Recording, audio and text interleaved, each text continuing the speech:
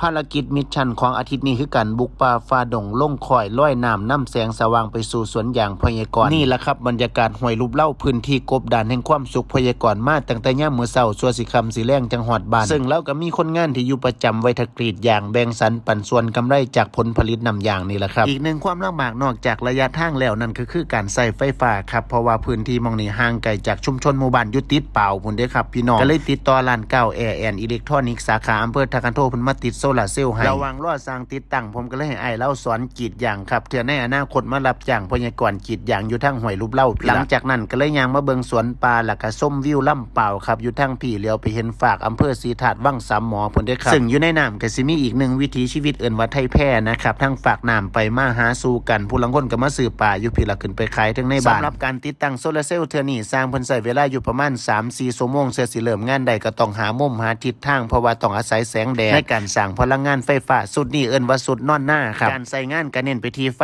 ฟ้าส่องแสงสว่างชาร์จแบตโทรศัพท์ชาร์จหน้าไฟหรือว่าอุปกรณ์ไฟฟ้าเล็กๆน้อยๆส่วนราคากำลังดีจับต้องได้ผู้ใดสนใจสุดบาดาลสุดไฟฟ้าบ่ว่าสิเป็นนอนหน้านอนไห้นอนทงได้เบิดติดต่อไปที่9 Air and Electronic ตอนนี้ก็ใช้งานได้เรียบร้อยครับเสร็จสิ้นภารกิจนำแสงสว่างสู่สวนยางพ่อใหญ่ก่อนครับ